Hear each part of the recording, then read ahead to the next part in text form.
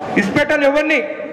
దాని తర్వాత నా సొంత ఊరు రంగారెడ్డిగూడలో నా చెరువు సర్వే చేయించిన దాని వెనకాల 2 ఎకరాలు నా భూమి నా పేరు మీద ఉన్న అఫిడవిట్లో చూసుకోండి. దాంట్లో కూడా రాళ్ళు పాతిచ్చి అది ఎఫ్టీఎల్ అని రాళ్ళు పెట్టించినాను.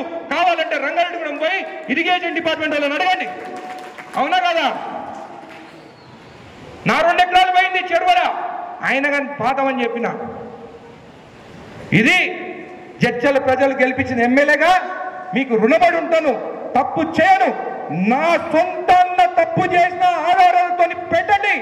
ఆయన ఇంటికి పోను, నా ఇంటికి రానివను. మన నీ మేనలు నేను చేస్తావో చెప్పాలను. ఇప్పుడు ఆధార్తో పెట్టండి. మా అన్నకు చెప్పే వచ్చిన నా పేరు వాడుకొని మన తప్పు చేస్తే నువ్వు నా ఇంటికి రావద్దు, నేను నీ ఇంటికి రానని చెప్పి ఆయన చేయలేదు. చేస్తే చూపేయండి, యాక్షన్ తీసుకుంటా. ఇమ్మీడియట్గా యాక్షన్ తీసుకుంటా. నీలాగా నవ్వుకుంటా పోను. తప్పు చేసిన వాళ్ళని శిక్షిస్తాను. ఇరిగేషన్ గారు, నల్లకుంట ఇది హాస్పిటల్కి పర్మిషన్ ఉందా? లేదు కదా. నల్లకుంట చెరువు గురించి నేను మీకు ఫోన్ చేసి సర్వే చేయమని చెప్పినానా లేదా? ఇప్పుడు మీరు చెప్పండి ఎందుకు అది ఏమైందని.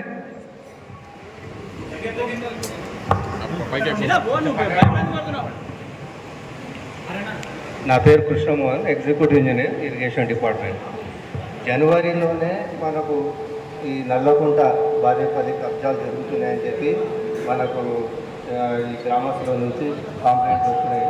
వచ్చిన తర్వాత మేము అవన్నీ ఫిబ్రవరిలో ఎఫ్టీఎల్ సర్వే చేసి అక్కడ ఎఫ్టీఎల్ హద్దులను కూడా మేము డిమార్కేషన్ చేయడం జరిగింది. రికార్డుల ప్రకారం 10 ఎకరాలు ఉండాలి నల్లకుంట. కానీ ఇప్పుడు మేము వచ్చిన తర్వాత 7 ఎకరాలు మాత్రమే ఉంది. ఆ మిగిలి ఉన్న 7 ఎకరాలలో కూడా సంధ్యారాయణి మిగతా పట్టాదారులు 2 ఎకరాలలో కబ్జా చేస్తున్నారు. అంటే మొరం లేపడం, తర్వాత చుట్టూ కాంపౌండ్ వాళ్ళు కట్టడం, ఇవన్నీ కూడా మీరు కూడా చూసే ఉంటారు. వాటిని కూడా మేము జనవరి ఫిబ్రవరిలోనే ఇన్స్పెక్షన్ చేసి హెచ్చరించడం జరిగింది. అవి చేయొద్దు, ఎఫ్టీఆర్ కాంపౌండ్లో ఉంది, మీరు పెడుతున్న డబ్బులు కూడా వేస్ట్ అవుతాయి, అవి చేసింది కూడా తీసేయండి, లేకపోతే క్రిమినల్ చర్యలు తీసుకుంటామని చెప్పి కూడా మేము హెచ్చరించడం జరిగింది. తర్వాత నోటీస్ ఇవ్వడం జరిగింది. నేను ఇచ్చిన నోటీస్ మీద వాళ్ళు హైకోర్టుకు వెళ్ళి స్టే తీసుకొని వచ్చారు. ఇప్పుడు ఇంకా హైకోర్టులో ఆ కేసు పెండింగ్ ఉంది.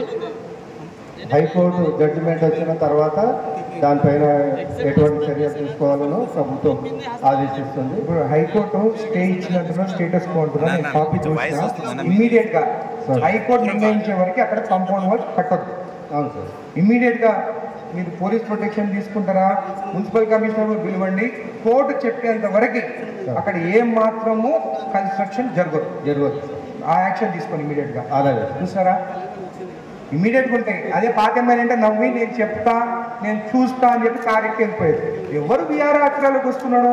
ఆయన వచ్చేది 50 మందిని వెనకాల వేసుకొని పెళ్లిళ్ళు పేరెంట్